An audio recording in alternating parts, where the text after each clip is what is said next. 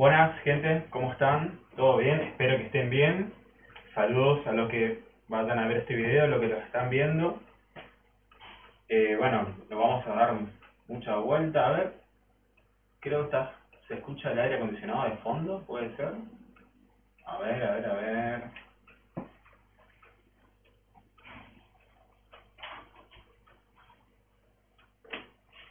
No, no parece estar molestando. Seguimos.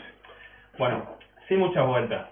Algunos, los que llegaron a este video están buscando quizás entender el algoritmo Perceptron, que es el algoritmo inicial con el que se empieza a entrenar redes neuronales. Es la neurona más básica, ¿verdad? Y yo lo que hice fue ponerme a leer un libro que es Neural Networks and Deep Learning de Charu. Espero pronunciar bien, se llama Charu Agarwal. Acá les escribo el nombre, que muchos de ustedes que son estudiantes o estarán programando cuestiones relacionadas con la inteligencia artificial quizás lo hayan leído o tengan que leerlo. Básicamente es una bibliografía recomendada en muchos canales de estudios de las carreras relacionadas con IA. El libro es Neural Networks, espero que se vea bien, pido disculpas por la letra, and Deep Learning. Estoy escribiendo bien, sí. Y el autor es Charu, o Charu quizás se diga, ¿verdad? Garwal. Nombre interesante el apellido, ¿sí? Bueno, este es el libro y seguramente muchos de ustedes han tenido que pasar por acá o están pasando por acá. Y en el capítulo 1 se habla de la comparación entre la neurona que tenemos nosotros biológica y la neurona que simulamos en lo que es la computación, ¿verdad? Así que lo que vamos a hacer ahora es estudiar ese algoritmo, ¿sí? Que está en el primer capítulo de este libro. Vamos a aprenderlo juntos para repasarlo. Voy a hacer un disclaimer importante. El disclaimer es el siguiente: no soy un genio en matemáticas, ni en álgebra, ni un genio en algoritmos, ni álgebra lineal, álgebra ya dije, tampoco derivando, tampoco calculando límites. La verdad que no soy nada bueno en esas cosas, pero lo importante acá, creo yo, en mi caso, es entender el concepto, entender la explicación que está en el libro. Vamos a ver un poco juntos eso y analizar la ecuación de la que se desprende el algoritmo para hacer ese algoritmo Perceptron. ¿Sí? Eso es lo que vamos a hacer. ¿Sí? Vamos a borrar esto. Y fíjense, vamos acá a ver el libro un ratito. ¿Sí? Déjeme ver acá. Si cambiamos la cámara, está perfecto, ¿no? Ese no es el libro está acá, ¿vieron? Este es el libro, ¿sí? Tenemos la introducción en la que hacemos una comparación entre la neurona biológica y la neurona artificial, ¿sí? Luego, por supuesto, este libro, vamos rapidito acá. Chicos, el libro se lo voy a compartir. No les voy a dejar el link en el video de YouTube por respeto al autor y a la editorial, por supuesto. Porque yo no lo tengo original, lo tengo nivel pirata PDF, pero lo que voy a hacer es mándenme un WhatsApp y yo se los envío. Tengo la edición 2018 y la edición 2023 que la encontré hace unos días. Y no hay drama, yo dejo el WhatsApp, me lo piden y se los envío, pero vamos a respetar al autor y no vamos a dejar el link de descarga porque hay trabajo detrás. ¿Sí? Si bien muchos de nosotros quizás no pudimos adquirir el libro, vamos a ser respetuosos y me piden por WhatsApp, yo se los envío, no hay ningún drama. Volvemos al libro. Volvemos al libro, acá, ¿sí? Bueno, acá tenemos una comparación entre lo que es el Machine Learning convencional y su ruta de aprendizaje. Vemos que la ruta de aprendizaje con los algoritmos de Deep Learning es un poco más pronunciada, ¿verdad? Y los que están leyendo este capítulo, los que van a leerlo, van a llegar a esta parte de acá, ¿sí? Donde tenemos el algoritmo Perceptron, la gráfica del Perceptron, ¿sí? Con y sin sesgo, que es esto, el bias, ¿sí? Y es una capa computacional, una capa de cómputo, la más simple que podemos tener en el Deep Learning, y se llama Perceptron. No les voy a explicar todo lo que está ahí en el libro, porque les invito a que lo lean ustedes también. Vamos a pasar un poco rápido por por las definiciones para concentrarnos en la ecuación y el algoritmo, y vamos a pasarlo a código. Yo ya lo estuve practicando, lo obtuve de internet, por supuesto, no lo creé yo al código, lo estuve analizando, estudiando, voy a explicarles lo que yo entendí. He hecho unas mejoras, no unas mejoras, he agregado en la iteración que se hace de los vectores, le imprimí, me puse a imprimir, mejor dicho, los resultados de los sesgos y los pesos que se van corrigiendo, porque esto es algo que en sí no se muestra, pero como yo quería ver ese proceso, al final de cada iteración me lo puse a imprimir, pero no vamos a complicarnos la vida, simplemente vamos a estudiar el algoritmo pasado a código del perceptrón, ¿sí? Entonces, acá es importante, es muy importante, vamos al libro, es muy importante que lean esto, ¿sí? Y vamos a arrancar rapidito, haciendo acá una explicación rápida, y pasamos al código, ¿sí? Esto que tenemos acá, que estamos viendo, es la neurona biológica y la neurona artificial, ¿sí? Vamos a hacer un dibujito rapidito, ¿sí? En la neurona biológica, lo que tenemos básicamente es el núcleo de la célula, ¿verdad? La célula neurona, ¿sí? Tiene un puentecito ahí, ese puentecito se abre en diferentes aristas, ¿sí? Acá también tienen las mismas conexiones. Y seguramente ustedes ya habrán leído que la neurona aprende porque recibe impulsos eléctricos, ¿verdad? Estas son las dendritas, esto se llama dendritas, y mediante la excitación eléctrica de las dendritas se produce el aprendizaje, ¿sí? Esta neurona a su vez tiene este bracito acá, ¿sí? Que se llama el axón. Axón. En español lleva tilde, ¿sí? Esto es el axón, estas son las dendritas, y estas son ramas del axón, ¿sí? En el libro ustedes van a leer branches, o sea, ramas, ¿sí? Estas son ramas del axón. Perfecto. Esto es una neurona biológica. ¿Qué va a pasar? Que esta neurona se va a conectar a otra neurona mediante las ramas del axón de esa neurona, ¿sí? Acá tenemos otra neurona. Ahí también tiene se vuelve a desprender, ¿sí? En su bracito, en su axón, y ahí vuelve a tener más ramas del axón, ¿sí? Esta zona que está acá es donde se produce la conexión entre las neuronas y el aprendizaje. Esa zona que está acá se llama sinapsis. Sinapsis, ¿sí? Aquí está ocurriendo aprendizaje, ¿sí? Esa zona que se llama sinapsis se va a representar en la neurona artificial mediante los pesos y un vector mejor dicho, mediante dos vectores, que van a ser los vectores X de características del modelo y el vector W, que van a ser los pesos. Ya digamos esa parte, ¿sí? Esto que es la neurona biológica, la vamos a transformar a una neurona artificial, que les voy a dibujar acá, que va a ser así. Sencillo, también tenemos su núcleo, ¿verdad? Esto es la neurona. Todo esto está en el libro, pero vamos haciendo una introducción rápida acá, ¿sí? Acá tenemos las ramas, ¿vieron? Estas serían las ramas, ¿sí? Las ramas del axón, por decirlo de una manera. Y estas son las características o las entradas que va a tener esta neurona. Estos son, digamos, es la información que le está llegando. En una neurona biológica ocurre una excitación eléctrica, ¿sí? Que produce el aprendizaje. En una neurona artificial, esto lo que hace es recibir una información de algún tipo. Acá está recibiendo números, imágenes, está aprendiendo algo, ¿sí? Esto va a ser un vector. Ahí ya vamos metiendo la palabra. Sí, va a ser un vector.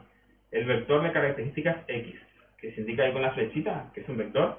Esto va a ser X1, X2, X3, X puntito, hasta XN, ¿sí? Van a haber montones de características que van a ingresar. A su vez, estas ramas van a tener pesos. W1, W2, W3, W puntito puntito, WN. Estos son los pesos que se van a ir corrigiendo y calculando para enseñarle a la neurona algo, va a aprender algo. Por ejemplo, vamos a pasarle fotos de gatos y le vamos a decir cuáles son fotos de gatos. Entonces entrenamos un modelo, buscamos un modelo generalizado, ¿sí? Model Generalization, generalización del modelo. Buscamos un modelo generalizado donde me reconozca gatos en una foto. Una vez que entrenamos y corregimos los pesos para que él entienda cuál es realmente la foto de un gato y la que no. Y acá está el axón. Me faltó esta línea de acá. Esta línea sería esta de acá, ¿sí? La neurona, los pesos y los datos. Estas flechitas que están acá, hablando así, flechitas, son estas cosas que están acá. ¿Sí? Recibe información de algún tipo. Bien. Entonces, neurona biológica, neurona artificial, ¿sí? Ahora, esto lo vamos a pasar a una gráfica que nos va a mostrar cómo se computa esto, ¿sí? Borramos rapidito acá. No se olviden, chicos, que está el libro. Revisen esto en el libro. Acá estamos haciendo una explicación así, fugaz, rápida, para llegar a la ecuación, al algoritmo, al código, ¿sí? Fíjense acá en el libro. En el libro, eso se va a deformar en esto, ¿sí? ¿Qué es eso? Es muy sencillo, muy sencillo. Olvídense ahora de la parte matemática, que quizás es muy compleja. Por suerte, chicos, por suerte,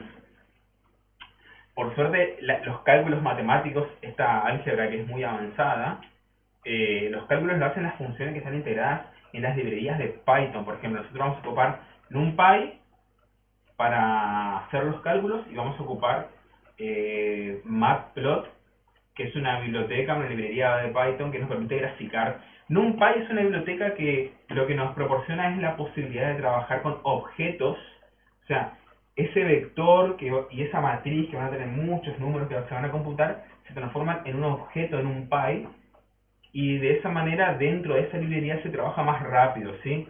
Hay una cuestión técnica ahí que la pueden googlear para entenderla, pero básicamente se lo transforma en un objeto y le agrega todos los métodos y funciones que están preparados para trabajar con un objeto del tipo NumPy, que está optimizado justamente para vectores, matrices, arreglos y de muchas dimensiones, de n dimensiones. Entonces, quedamos en que teníamos la célula, ¿sí? La célula neurona, por supuesto, porque es una célula, ¿sí? Lo transformamos a una neurona artificial, ¿sí? Que tiene sus líneas ahí, sus ramas, su axón, perfecto, ¿sí? Revisen el libro, chicos, revisen el libro. Y ahora fíjense, esto es el perceptrón. El perceptrón, El perceptrón es la neurona artificial más sencilla, es la capa mínima que tenemos para poder computar una red neuronal de single ledger, de capa simple, ¿sí? Porque tenemos multiple ledger, ya lo leyeron seguramente, y single ledger. Ahora estamos practicando el algoritmo más básico que es el perceptrón, single ledger, capa única, ¿sí? Tenemos entonces lo siguiente, fíjense, voy a dibujar más arriba porque hay dos estilos, ¿sí? Acá lo que tenemos es la función de activación, básicamente. Tenemos la suma ponderada de los pesos y la función de activación. Y acá tenemos, ¿se ve? ¿Se ve? Pareciera que se ve. Sí. Tenemos 1, 2, 3, 4, 5. Vamos a hacer como está en el libro. ¿Sí?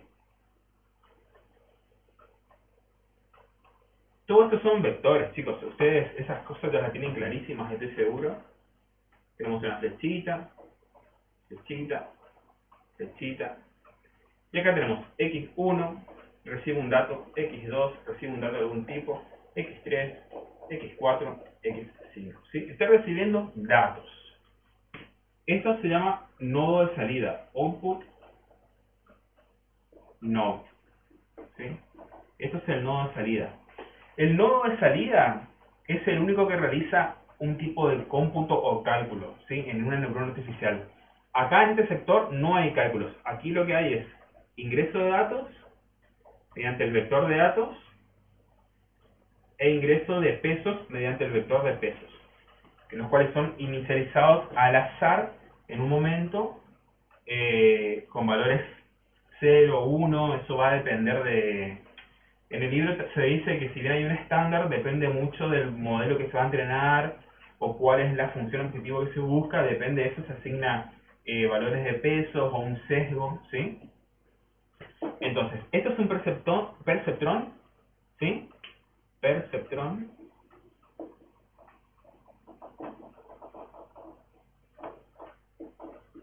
Sin sesgo, que no tiene sesgo, lo que se llama bias, ¿sí? Bias barra sesgo en español, ¿sí? Este es un perceptrón que no tiene bias y sesgo, ¿sí? El sesgo y el bias es un dato que se agrega por si acaso los valores que vamos obteniendo no están dentro del rango buscado, que va a ser, en el caso de un perceptrón, -1 más 1, -2 más 2. ¿Por qué? Porque en el perceptrón lo que hace es una clasificación lineal. ¿Lineal sería? Lineal, sí. Lo que buscamos con el perceptrón es clasificar si el dato corresponde a un tipo de clase o a otra. Eso se hace acá, ¿sí? La esta de epsilon, si mal no recuerdo, lo que significa es la suma ponderada de cada uno de los elementos de entrada por cada uno de los pesos, que luego se pasan a una función de activación, que en el caso del perceptrón va a ser una función signo por lo general. Función signo, ¿por qué? Porque buscamos que sea un valor negativo, -1 por ejemplo, o positivo, +1, y mediante eso ocurre una clasificación. La clasificación lineal es lo siguiente, vamos a ver acá en el navegador. Fíjense, sería esto de acá. El primer gráfico son valores separables linealmente, no separables linealmente y otro no separable linealmente. Y eso en el libro lo vemos acá. A ver. Acá, ahí está la gráfica, ¿sí? Valores separables linealmente y no separables linealmente, ¿sí? Y el perceptrón lo que hace es esto, una clasificación de clases, lineal, ¿sí? Va a haber una frontera de decisión, que es esta línea de acá, y hay valores que van a pertenecer a una clase o a otra. Eso es todo lo que hace el perceptrón. Y, rapidito acá, esto mismo puede tener a su vez un sesgo, un valor que se le agrega, por ejemplo, +1, que esto es el bias, la neurona de sesgo que se le agrega, por si acaso los valores no están en ese rango, pero se le agrega ese sesgo para restarlo, sumarlo, y que dé un valor aproximado entre el del conjunto que se busca, que es +1 -1. Porque puede ser que los números den, por ejemplo, 2,3. Que den... Sí, que dé 2 exactos. Entonces hay que restarle 1. ¿Sí? 2 menos 1. Hay que restarle un 1 negativo, por ejemplo, para que esté en el conjunto 0, 1. O en el caso que dé un valor negativo, por ejemplo, -2, se le ajusta con el +1, que es el ejemplo de acá. -2 más 1 sería -1, ahí está dentro del conjunto. Esto que les estoy diciendo, que parece raro, que me está confundiendo a mí también, es muy sencilla esa parte, está en el libro. Vayan al libro. Acá estamos haciendo un repasito antes de entrar al código, ¿sí? Entonces venimos acá, a la parte del libro, a ver. Entonces, eso está acá, ¿sí? Y la capa Single Computational Ledger de Perceptron, ¿sí? Y acá tenemos la ecuación del perceptrón, ¿sí? Vamos a repasar esa ecuación rapidito, ¿sí? Entonces la ecuación del perceptrón es la siguiente. Ahí, veo lejos mi combo, a ver si le puedo hacer zoom acá. Ahí está, zafa. Entonces la ecuación del perceptrón nos dice lo siguiente, ¿sí? Nos dice que la I predicha, con el circunflejo, la I predicha va a ser igual a la función signo. La función signo ya está en la biblioteca NumPy, eso no tenemos que calcular mucho. Inclusive el producto matricial, el producto punto cruz, producto cruz o producto punto de los dos vectores que vamos a escribir acá, el vector de características y el vector de pesos, no tenemos que calcular nosotros uno por uno cada elemento de esas matrices, porque hay una función ya en NumPy que nos hace eso, ¿sí? Entonces, la y predicha va a ser igual a la función de signo del producto, el producto vectorial, ¿sí?, del vector de pesos por el vector de características del modelo que se le entrega, ¿sí?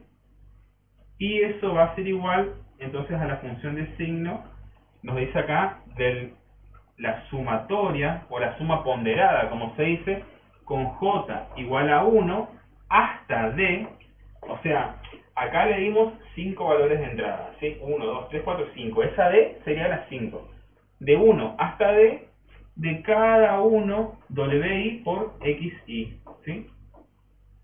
¿Qué significa esto? Entonces, la y predicha, la y que estamos tratando de adivinar, ¿sí?, el valor que queremos adivinar, calcular, es igual a la función de signo, ¿sí?, del producto, ¿sí?, producto de las matrices, de los vectores x y w. Sería el vector de pesos, los valores que le estamos dando, el vector de pesos no, los valores que le estamos dando por el vector de pesos, ¿sí?, que son los que se van a ir ajustando para entrenar el modelo, para buscar un modelo generalizado. Lean el libro, ahí les va a quedar bien claro. Lo cual es igual a la función de signo de la suma ponderada con j igual a 1, que sería el primer valor, x1, hasta d, que sería el último valor, ¿sí?, j igual a 5 en este caso, de 1 a 5 por ejemplo, de wi por xi, o sea, cada uno de los pesos del modelo por cada uno de los elementos del vector característica que le estamos entregando. W1 por x1, W2 por x2, W3 por x3, W4 por x4, W5 por x5, J igual a 1 hasta D, 1 a 5. Esto es lo que vamos a hacerlo. Pero esto tiene una variación. Vamos al libro.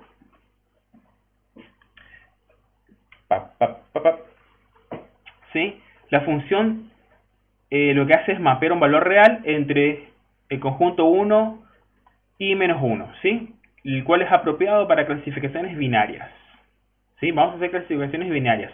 Tal cosa, ¿pertenece a una clase o no? ¿Sí? Vamos a hacer clasificaciones binarias, ¿sí? O sea, dado una serie de datos, ¿pertenecen a un conjunto o a otro? ¿Sí? Acá tenemos xy. ¿Pertenece a este conjunto o a este? ¿A esto o a este? ¿A esto o a este? Eso es lo que hace el perceptrón. Es lo más sencillo de lo más sencillo.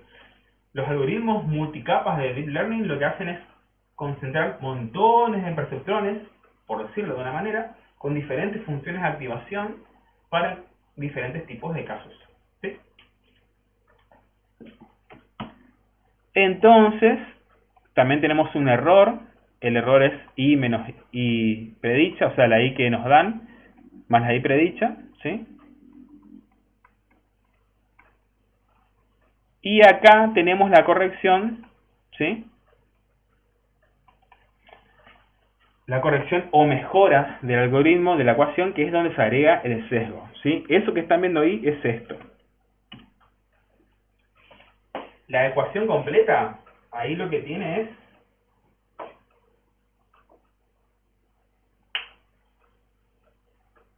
un más b.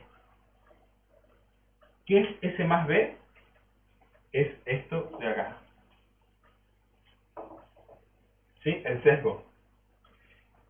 He visto en el libro que se explica que a veces este valor se le agrega acá, en cada uno de los ingresos, se le suma más uno, menos uno, o se le trabaja con algún tipo de operación matemática para que ya vaya corregido el valor. Pero generalizando el modelo, la ecuación y el algoritmo quedaría así. El sesgo, ¿sí?, para que quede siempre dentro del conjunto más 1, menos 1, más 2, menos 2, se lo trabaja aquí adentro, ¿sí? Dentro de lo que es la suma ponderada de WI por XI, ¿sí?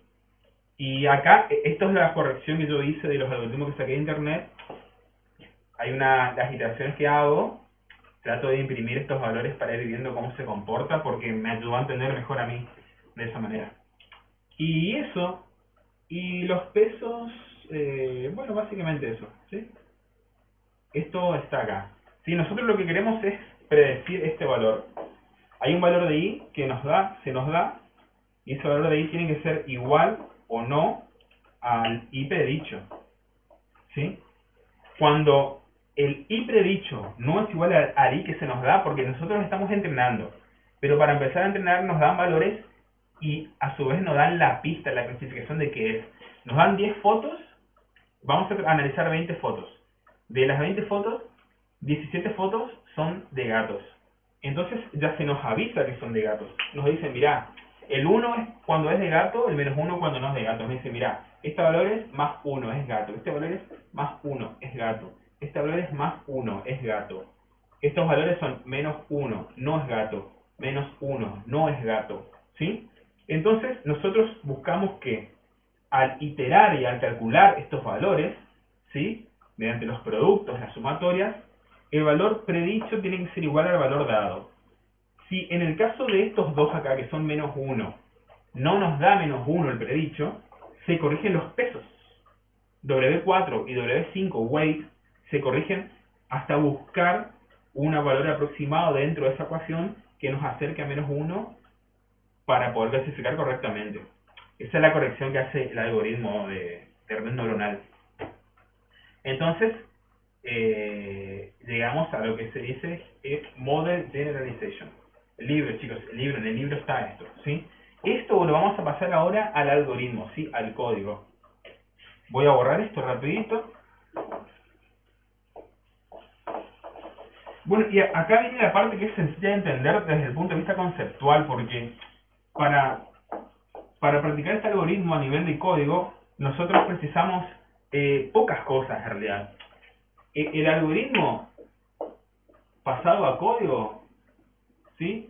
Lo que va a precisar son 3 vectores, si mal no recuerdo, ahora vemos bien, 3 vectores. El vector X, que son las características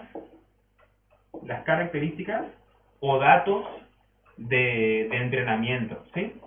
Va a tener un vector W, que son los pesos de los modelos estos, o sea, tengo 10 datos que ingresan, tengo 10 pesos. También va a tener un arreglo, vamos a llamarlo I, un arreglo vector, ¿sí?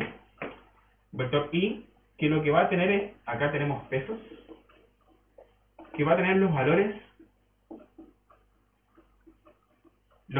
dados, ¿sí? ¿Qué son estos valores dados?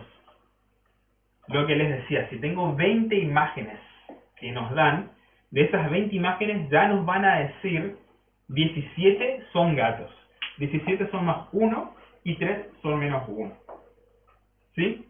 Y a su vez, este vector de pesos se va a ir corrigiendo.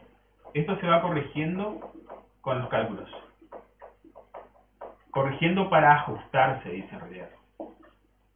Fíjense, chicos, que no estoy usando palabras muy técnicas porque eso está en el libro. Ahora, esto es a los machetazos para llegar al código, ¿sí? Entonces tenemos los valores dados, los pesos que se van a ir corrigiendo para ajustar, el vector de características, ¿sí? Y también vamos a tener el sesgo, ¿sí? El bias.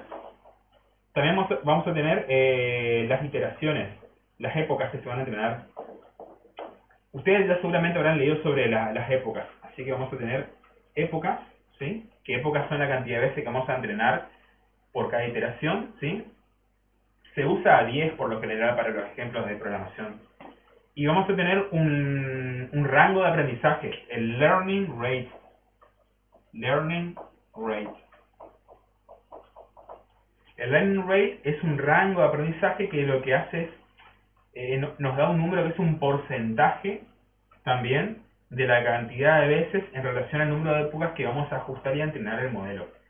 A mayor rango, mayor tiempo y también mayor precisión, pero la mayor precisión a su vez depende de los datos, y a su vez, si tenemos muchos datos y mayor precisión, una precisión muy exagerada, también ocurre lo que se llama overfitting, que overfitting, ustedes habrán leído en los algoritmos, que es cuando hay ya muy buena capacidad de acierto, pero que reduce la capacidad de acierto en imágenes nuevas que no hayan sido analizadas o que no hayan pasado por el conjunto de entrenamiento.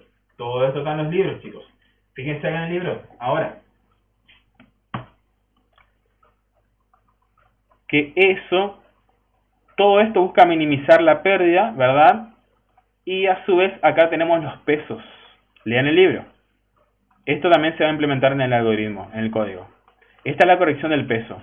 Cuando el error o el i predicho, fíjense, el error de cálculo en base al vector de características, ¿sí? Ahí vieron que dice i menos i calculada, la i dada menos la i predicha, ¿sí? Cuando estos valores no coinciden, hay que ajustar los pesos. El peso W, le asigno el peso W más alfa por i menos i por el vector de características. Y acá nos dice que el parámetro alfa regula el aprendizaje de la red neuronal, el learning rate. Lo que les decía acá, ¿sí? El learning rate. Todo esto lo vamos a pasar a código ahora, ¿sí? Entonces, el learning rate sería nuestro alfa, ¿sí? Esto sería el alfa, ¿sí?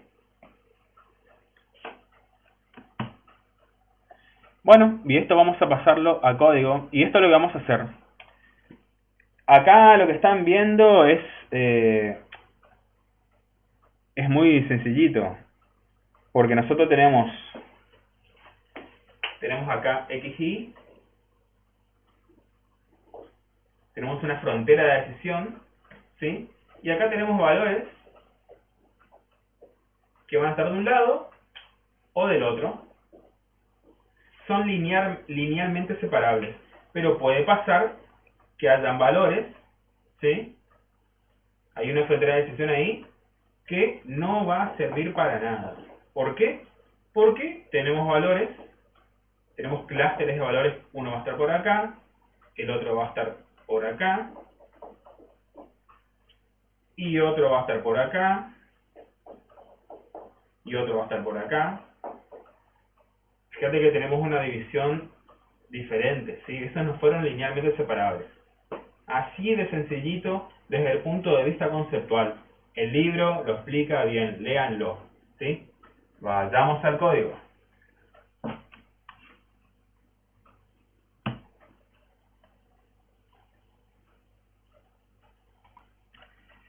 Bien, entonces vamos a...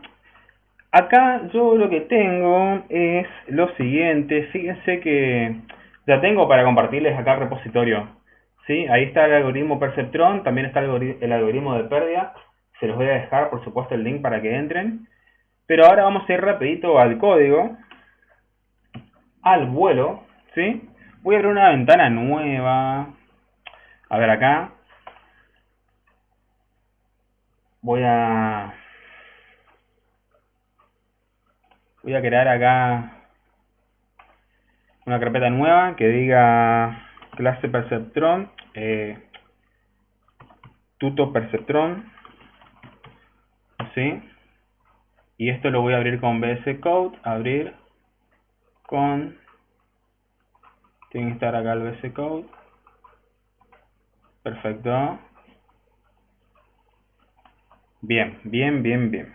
Vamos a hacerle zoom, abrimos la consola y para no dañar el resto de la instalación vamos a crear un entorno virtual, ¿les parece? Control Shift P, seleccionamos un intérprete, creamos un entorno virtual.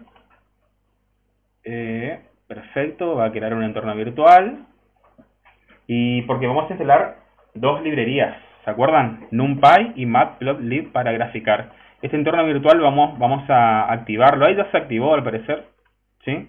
Por las dudas, yo lo activo otra vez.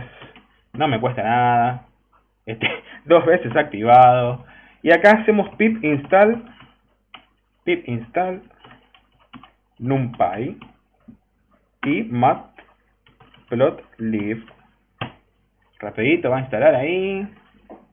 Mi matecito está por acá.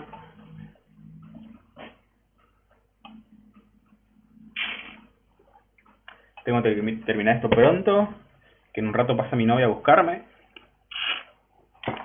Perfecto. Tenemos instalado NumPy y matplotlib. Y lo que yo voy a hacer, porque les voy a compartir para que lo puedan abrir con Jupyter Notebook en Google Colab, es crear acá un archivo llamado perceptron.i.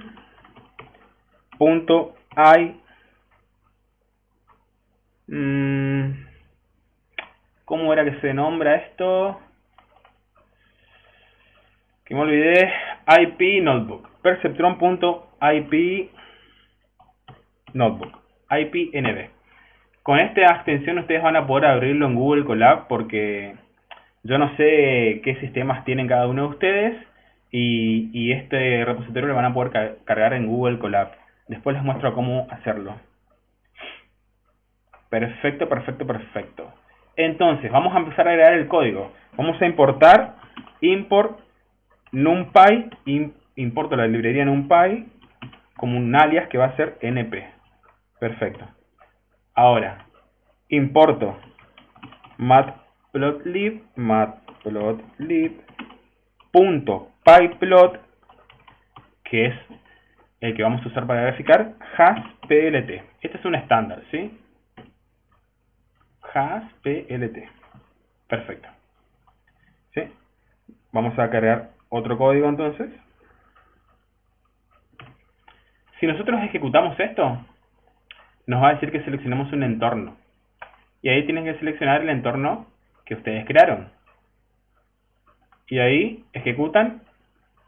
Y también les va a decir que tienen que instalar el kernel, ipkernel, ¿sí? Un paquete. Y le ponen instalar, por supuesto. Ahí va a instalar rapidito.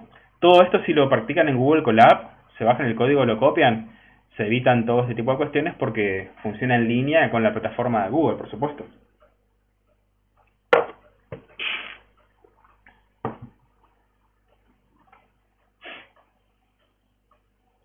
Voy a subirles el código con comentarios, así que ahora pueden mirar el video sin escribir nada y luego lo copian, ¿sí? Lo descargan. Entonces, importamos la librería NumPy como np, ¿sí? La librería matplot.pyplot para plotear la gráfica como plt, ¿sí? Y ahora empezamos a crear un array. Vamos a crear un arreglo x que va a ser el vector de características. Esto va a estar comentado, chicos, ¿sí? Ahora vayan conmigo. Le decimos np.array. np.array es una función de NumPy para crear un arreglo, ¿sí? Un arreglo de vectores. Es un objeto de vectores. Entonces, ahí voy a tener un arreglo que a su vez va a tener otro arreglo dentro. Ese arreglo va a ser las características que les voy a entregar al modelo. ¿Sí? Acá tengo preparada una. Le voy a entregar x1, x2, x3, x4, x5, x6, x7. ¿Sí? Una posición en x, en y para la gráfica. En x, en y, xy, xy, xy, xy, xy. Eso es lo que les estamos entregando. Va a estar explicado esto en el código, no se olviden. Ahora vayamos por el código. Entonces, creo un vector de características, un arreglo de características para x. Luego voy a crear un vector de características y va a ser igual a np.array, ¿sí? Y este va a ser el vector de la y dada, ¿sí? El valor predicho que es y circunflejo, no. Este es el valor original. ¿Qué vale cada uno de estos arreglos? Fíjense que acá tenemos x1, x2, x3, x4, x5, x6, x7, 7 valores, ¿sí? Entonces nuestro arreglo acá va a tener que tener 7 valores, ¿sí? Y le estamos asignando de manera aleatoria que el valor 1 vale menos 1, el valor 2 menos 1, el valor 3 menos 1, el valor 4 más 1, más 1, más 1, más 1, ¿sí? Esto tiene correspondencia con esto. Menos 1 corresponde a 2, 3, menos 1 corresponde a 1, 5, menos 1 corresponde a 2, 4 y así sucesivamente. Entonces ya ejecutamos esto, ¿sí? Ejecutamos. ¿Qué tenemos acá? Tenemos un error. ¿Por qué? xnp.array en la línea 1 además. Primero acá, volvemos a ejecutar, y sin ningún drama, ¿sí? Ahora tenemos dos objetos de NumPy, X, Y, que contienen arreglos, ¿sí? Y ahora lo que tenemos que hacer es crear el vector de pesos. También va a ser un arreglo, ¿sí? Entonces este vector de pesos yo le coloco la mayúscula, ¿sí? La letra mayúscula. Va a ser np.ceros, creo un vector lleno de ceros.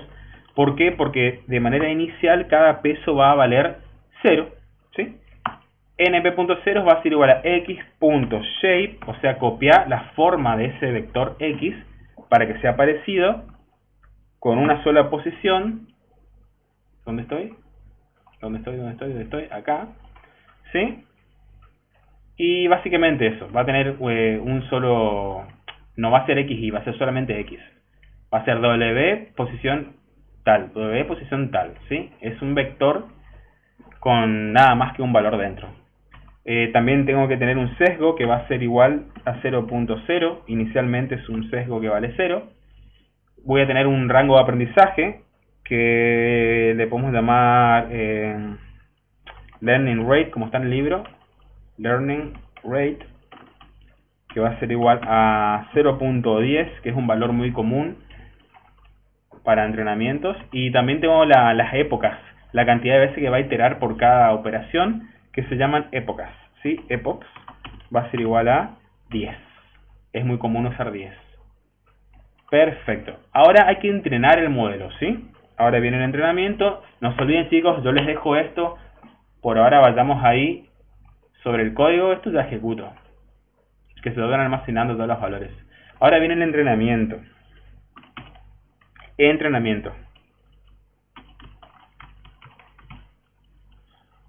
¿Sí? Entonces, voy a recorrer con un for. For epoch. Para cada época, in range, voy a obtener, por supuesto, la extensión de epochs, porque epochs va a ser igual a 10. Entonces le digo que para cada época en epochs, o sea, del 0 al 9, del 1 al 10, ¿sí? Para cada época en esta lista, ¿sí? Va a ir del 0 al 9. Voy a realizar algo. ¿Qué voy a realizar? Le digo que para i, para el índice in, o otra vez vuelvo a calcular la extensión acá, el rango, ¿sí? De la longitud del vector de características x, para cada valor dentro de ese vector, tengo que hacer lo siguiente. Tengo x sub i, como el algoritmo del libro, va a ser igual a x en la posición i. O sea, tenemos el primer valor, ¿sí?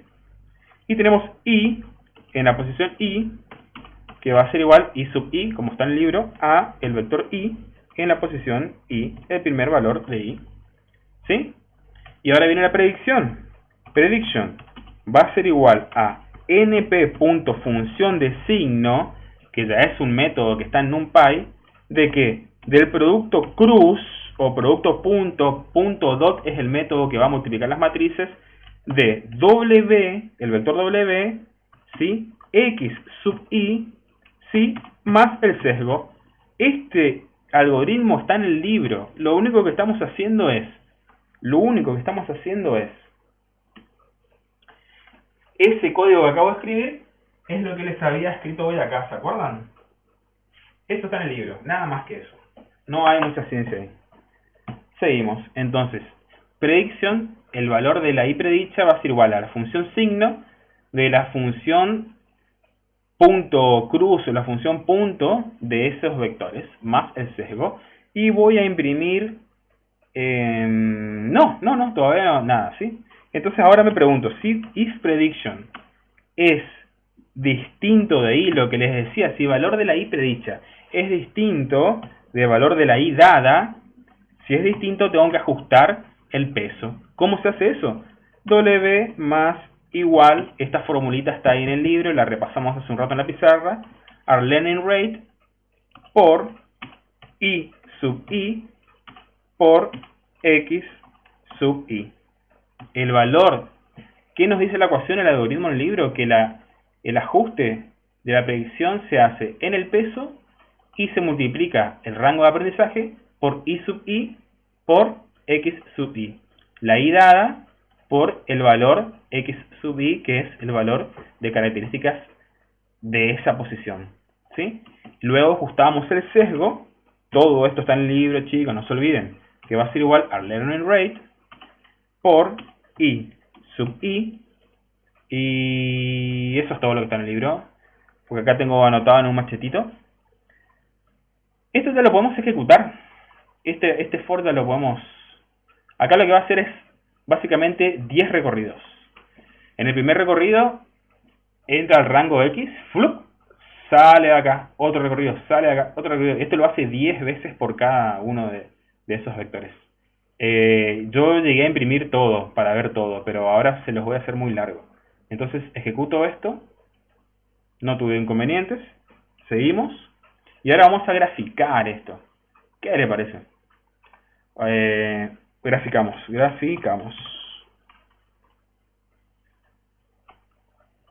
Ay, acá está. Graficamos. Este algoritmo va a estar bien prolijito para ustedes con los comentarios, ¿sí? Vamos a definir una función que se va a llamar plot frontera de decisión, que es la línea esa que ustedes vieron. Esto va a recibir el vector de características X, va a recibir el vector de características Y, va a recibir el vector de pesos y va a recibir el sesgo, el B, el bias. Perfecto. plt.figure, ¿sí? No se olviden que exportamos un método llamado pyplot para plotear de la librería matplotlib como plt, ¿sí? Y acá lo que estamos diciendo es que ocupe un método de pyplot que se llama figure. Va a crear una figura. Tan sencillo como eso. plt. Sí, está bien. plt.figure y creo una figura, un fixed size. Le paso unos valores que son los tamaños, que es una tupla, 8,6. Esto pueden ajustarlo ahora a su gusto. Ahora van a ver que es un tamaño bastante respetable. Y le digo que for i, para i en el rango, for i in range, calculo nuevamente la longitud de x, ¿sí? Porque ahora vamos a marcar los puntos en la gráfica, ¿sí? Entonces, para cada uno de los valores de x, if i en la posición i, ¿sí?, es igual a -1, va a clasificar para un lado o para otro. Eso es lo que estamos haciendo. Fíjense, después lean el apunte, miren el algoritmo este y les va a quedar clarísimo, chicos, clarísimo. Si el vector i en la posición i es igual a -1, esto va a corresponder a un tipo de clasificación.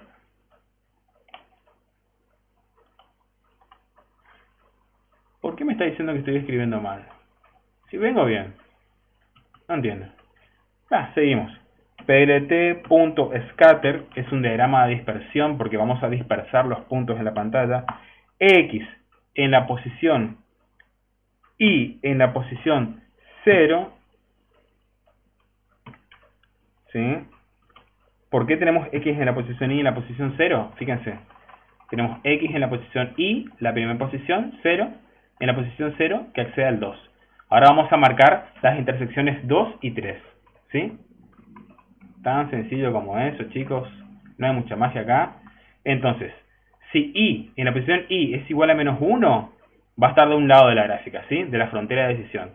Ahí vamos a hacer un diagrama de dispersión y le digo que grafique .scatter dispersión x en la posición y en la primera posición, en la posición 0, en la primera posición dentro de esa posición, y también x en la posición y, por supuesto, y luego en la posición 1.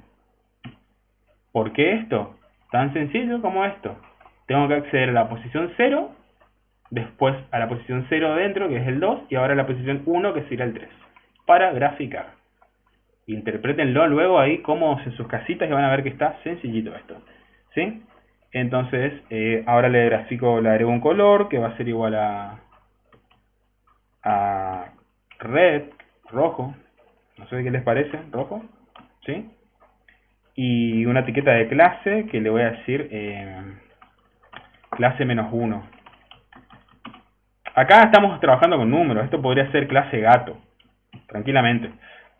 Clase -1, Y todo esto aplicalo en caso de que if y sea igual a 0. Si no, valor en blanco, no digas nada. Perfecto. A ver, vamos a ver mejor acá. Perfecto. Entonces, si es igual a 1, hace todo esto, si no, no hagas un carajo. Else, y acá voy a copiar esta línea. Si no es igual a menos 1, va a ser igual a 1 o un valor subsecuente. Entonces acá lo que va a tener que hacer es plt.scatter x en la posición i0 y x en la posición i1 va a tomar el valor blue para lo que sea más 1. La etiqueta de clase va a ser más 1 if i es igual a distinto de 3. Analicen el código en sus casas luego. ¿Por qué? ¿En qué caso va a pasar esto? Más 1.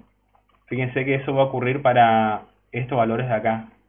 Tenemos 4 que va a corresponder con esto. Los puntos 3, 2, 6, 1, 7, 2 y 5, 1 van a tener que ser más 1. Los puntos 2, 3, 1, 5, 2, 4 serán menos 1.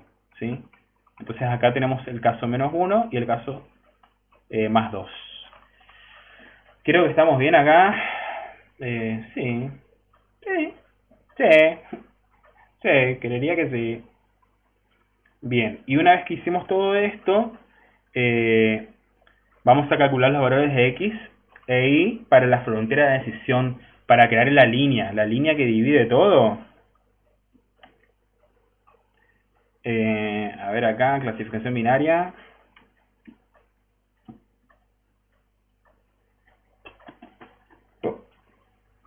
No sé por qué. Esta línea de acá es la que vamos a calcular ahora. Las intersecciones para esa línea. ¿Sí? Seguimos en el código. Entonces, seguimos acá.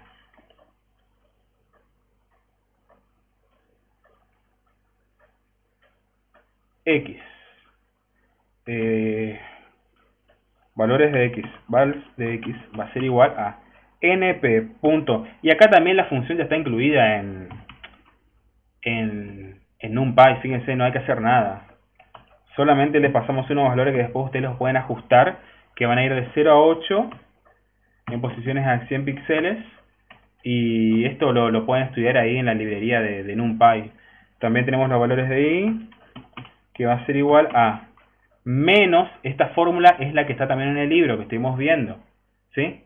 Menos, tenemos el vector de pesos en la posición 0, lean el apunte del libro, chicos, no se olviden lo que les digo, lean el apunte del libro. Lean el libro, mejor dicho, ¿sí? El vector de pesos en la posición 0 por cada uno de los valores de x, ¿sí? Más el sesgo, y eso lo divido por el vector de pesos en la posición 1. Acá lo que estamos haciendo es calcular el medio. ¿Por qué no me escribe acá? Ahí está. Para obtener la frontera de decisión. Nada más que eso. Creo que estamos bien ahí. Debería. Según el machete del libro que tengo acá, el PDF a la derecha del monitor, estamos bien. Y ahora vamos a empezar a graficar plt.plot, de plotear supongo yo que es. Le digo ploteame los valores de x, ploteame los valores de y. Y a su vez lo que voy a hacer es agregar una etiqueta para identificar qué es lo que estamos haciendo, que va a ser frontera de decisión. Es la línea del medio. En el libro le llaman boundary, o sea frontera, pero es la línea que está en el medio, frontera de decisión. Tan sencillo como eso. ¿De qué color? ¿Qué sé yo? ¿Negro? Sí, negro. Perfecto. Y ahora, ¿qué hacemos? Agregamos los ejes. ¿Sí? Esto va a estar comentado, no se olviden. plt.xLabel, la etiqueta del eje X, va a ser la siguiente. X1, características 1. ¿Sí? Y después tenemos el vector de características y, plt.ilabel se llama la etiqueta i, ¿sí? Van a ser los x2, por supuesto, eso, los valores de x2, y le ponemos características 2, porque no se olviden, cada par tiene 2 números. Y plt.title, que es para colocar un título en el gráfico, por supuesto. Clasificación lineal con perceptrón. Clasificación lineal con perceptrón. Perfecto, hay errores ortográficos, lo sé. Se me perdona, supongo. Vamos a colocar una leyenda. Fíjense cómo la biblioteca PLT esta tiene ya funciones para todo, así que no tenemos que programar nada de eso nosotros. plt.grid, esto para agregar una grilla que se vea cuadriculado, ¿verdad? La gráfica, como graficábamos en secundaria y en la facu, como graficamos. plt.show, para mostrar ya todo, ¿sí? Y ahora llamamos a la función, le decimos plot, frontera de decisión, plotea esta gráfica y le pasamos el vector X, le pasamos el vector Y, le pasamos el vector de pesos W, le pasamos el sesgo, y eso debería ser todo.